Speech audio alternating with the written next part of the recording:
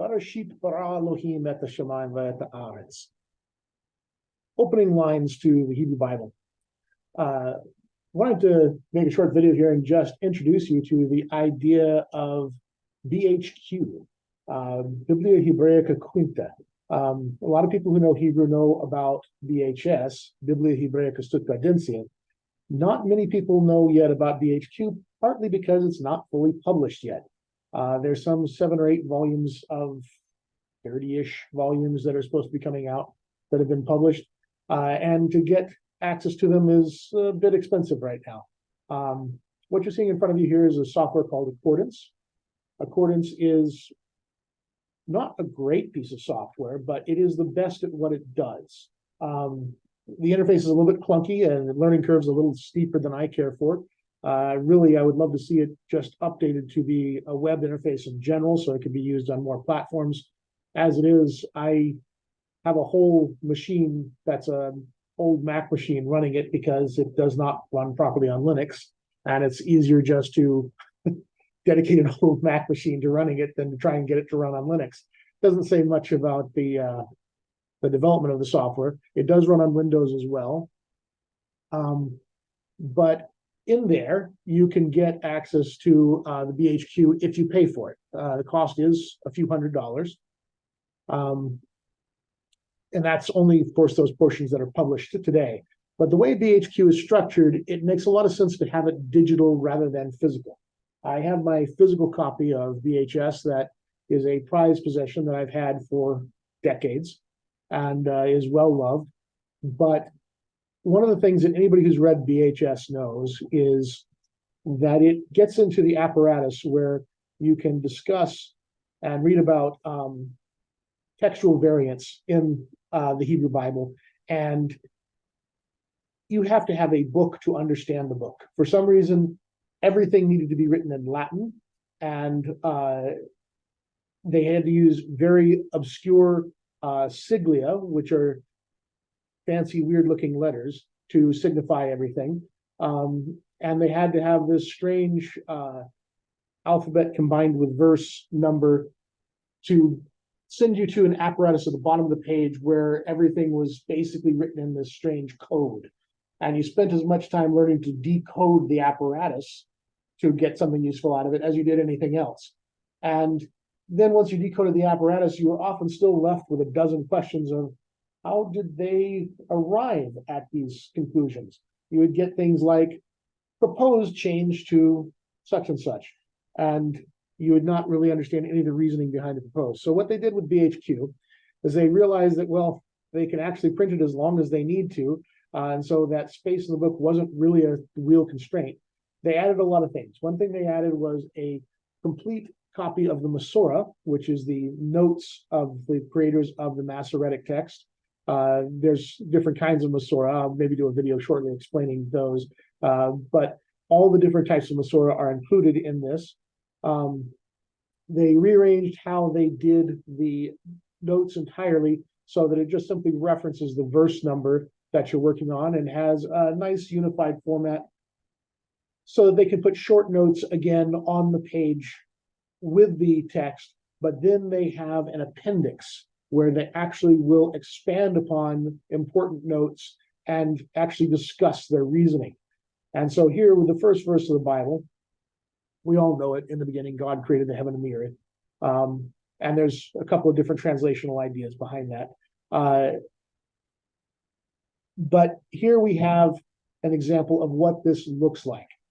So over here on the left-hand side, you have the actual Hebrew text. And right here, this first line, Barashit bara Elohim et hashamayim va'et haaretz, is right here in Hebrew. And you notice a couple of things about it. We have these little circlets at different points on the text. Those were actually notes made by the Masoretes as part of the Masoretic texts. Those are accounted for in this middle section where it has the MP here standing for Masorah Parva. And it explains that. But before we get there, here on Genesis 1:1, it tells us that Bereshit has some things about it.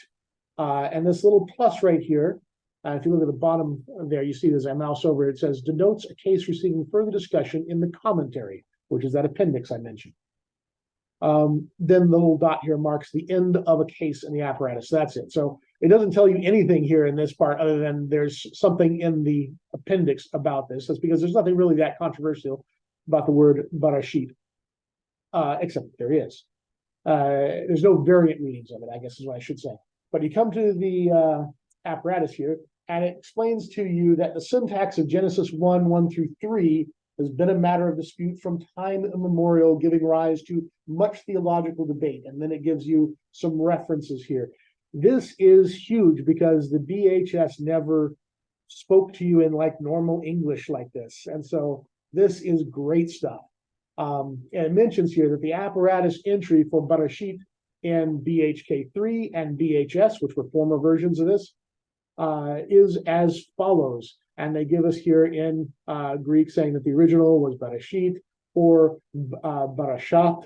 And then it also gives Samaritan Pentateuch is Barashet. And gives a misleading impression that there is reliable text critical support for a vocalization with the definite article. In the case of origin, the textual evidence is very slender indeed, as indicated in Weaver's critical apparatus and so forth. So it's basically saying here there's this argument over whether there's a definite article here. Is this in the beginning or is it in a beginning? People who know Hebrew would notice that the schwa under the bet is without a definite article. So this is in a beginning. God created the heaven and the earth. But of course, all sorts of theological questions could be asked based on that. Then the other thing that it could get into is this actually a preposition of time as God began creating is the other way that you'll see this translated a lot. Rather than in the beginning, it's as began creating God, as God began creating, to put it in more normal English word flow. But this question of is there a definite article, there's a big one. And it even goes into here that the Samaritan Barashet is in fact unarticulated, since in Samaritan Hebrew grammar, in which the resh is geminated as any other consonant. In Hebrew, the resh does not receive a dagesh, and in Samaritan, it does. It would have had the doubled resh. And so forth. It goes on for quite a bit, and I won't read the whole thing to you here. It goes into what Rashi understood. It gives you all sorts of things here on this. And that's its only note in the appendix here until you get to verse 5. It also talks a little bit here about Barashit may function as a temporal complement of the following bara, which is what I was talking about, that it was a preposition of time. So meaning as it began, and it gives you some references for that. But it discusses all these issues of the first word of the Bible, Barashit. That's really cool, and it does it in a way that is readable and understandable. Now, I'm not saying this is easy English. You need to know a little bit about textual criticism and about some of these sources to understand this. But it is so much easier than what BHS had. So with that understanding, let's look at these little circlets here that happen. And it goes to the Masara Parva, which is the notes that the Masoretes had, and it gives it to you right here. It has a hey with a dot over it, has a gimel with a dot over it, has rosh pasuk, and then it has a gimel with a dot, a lamed with a dot, a lamed with a dot, and so forth. And what on earth does that mean? Because the only person worse than BHS for writing in code in margins was the Masoretes. And trying to decode what on earth they meant by their stuff is itself something that requires an entire book for. But it decodes it for you. And it says, see the Masorah Magna, that's the bigger Masorah, the Masorah that's at the end or beginning of the page. The tradition of writing certain letters in a slightly enlarged form is referenced in the 8th century tractate Sofarim, as attested in some manuscripts. Most manuscripts have this initial bet in Barashit as a larger version of the letter, a slightly enlarged letter. Now, interestingly, Concordance does not have that, and I'm pretty sure it's supposed to. which brings you to another problem here occasionally, is that the electronic text isn't always perfect. But it's talking about here that there is a tradition among the scribes that this first letter should be enlarged.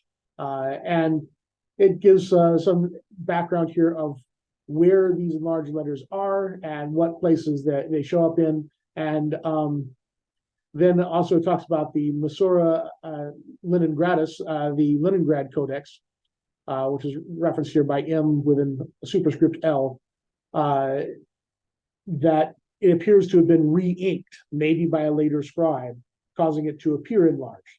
And so maybe this isn't supposed to have an enlarged bet there. I don't think that I can quite draw the conclusion if this is an error in the electronic text, or if they're saying that because it was re-inked later to be larger, that they're not including it as enlarged here. Not terribly important. But it talks about how, the Sora Leningratis looks like it was re-inked later to make the bet at the beginning a little larger, according to scribal tradition. And there are other places, including like the Shema and the things like that, where there are scribal traditions around it. Then it comes to the next portion here of the Masora, where it says here, Bereshit bara Elohim, and it has a gimel dot in front of it. And it says here, a circellus is mistakenly positioned between Bereshit and bara. For bara Elohim, see the Masora Magna. And then it has an L with a dot above it, et hashemayim.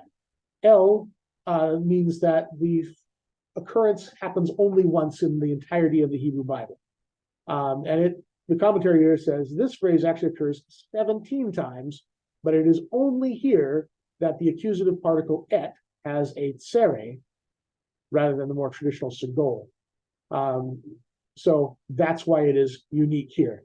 And then it has another lamed with hashemayim va'et. The circellus is wrongly placed between these words. It is correctly placed between et and the following haaretz. So the Masoretes made a bit of an error as to where they put the little circle there. This combination occurs 15 times, but it is only here that et has a tsere, an accent, and no makef. So those combinations of not having a makef, which is the dash, having the tsere, which is the two horizontal dots, and has an accent on the et, that only occurs here. So very, very specific. Now keep in mind, the Masoretes were doing all this without the aid of computers or word processing. They were just keeping an eye on things and noting things that were unique with their comments. And then down below it has the Masora Magna, which is here, and gives you two different cases that are discussed there. And you can read it here for yourself. There's a lot of abbreviations and stuff, but that's okay. It breaks it down word by word for you. It says that Bereshit 3 times at the beginning of a verse. So we look up here, Bereshit, and then we have a gimel with a dot above it. Gimel, 3rd letter of the Hebrew alphabet, 3 times it occurs. And it says here, Rosh Pasuk, beginning of the verse. And then it says, Bereshit bara Elohim, which is this verse. And then it says, Mamlechot and Mamlechet here. And those correspond to Jeremiah 26:1 and 27:1. It doesn't give you the chapter and verse reference because, well, they didn't really have chapter and verse numbers like we have now. So it just simply gives you the words that follow Bereshit in the other 2 places where it occurs. And our commentary here has gone ahead and looked those up for us. Then also Jeremiah 49:34, and twice within a verse, Jeremiah 21:8 and 49:34. And that's the next part of this right here. Bet with a dot over it here, meaning twice. And I'm not sure how that is there. Amtsot. And it gives here Malchot and Malchot. So this word right here means in the middle of a verse. And these 2 words are where those happen. But there's an error. The note erroneously repeats Malchot as the reference to Jeremiah 28:1. The correct reading is Mamlechet. So the other two places where Bereshit appears are in the middle of the verse, and they're at Jeremiah 28:1 and 49:34. And from this, we can learn that Bereshit is really not that common of a word. It shows up in Genesis, and it shows up 4 times in Jeremiah, and nowhere else, which is just really fascinating. And it fascinated the masters, which is why they made this note system to note such things. So apparently Genesis and 4 times in Jeremiah are the only times this in the beginning phrase shows up. Going on with the second case in the Masorah Magna here, bara Elohim and then a gimel 3 times, and it has here Bereshit bara Elohim as one time that it occurs, and then it has here Asher bara, and then it has Elohim la'asot. And so this occurs 3 times: Genesis 1:1, Deuteronomy 4:32, which is that second reference, and Genesis 2:3. And the commentary says apparently this list makes a distinction between Elohim as the subject of bara and the tetragrammaton in the same function, which is it shows up in Isaiah 4:5 and Jeremiah 31:22. But only in those 3 places does it show up as bara Elohim. So I hope that's useful to you.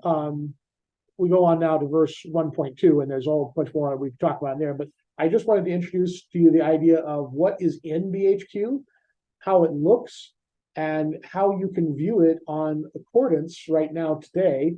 Like I said, it costs a few $100. If you want to get just Genesis or something like that, it's probably much cheaper, but they sell it usually as a package of all the published modules together. But yeah, if you have questions, comments, or anything like that, drop them in the comment section and I'll see what I can do about answering them. Thank you very much, and see you on the next video.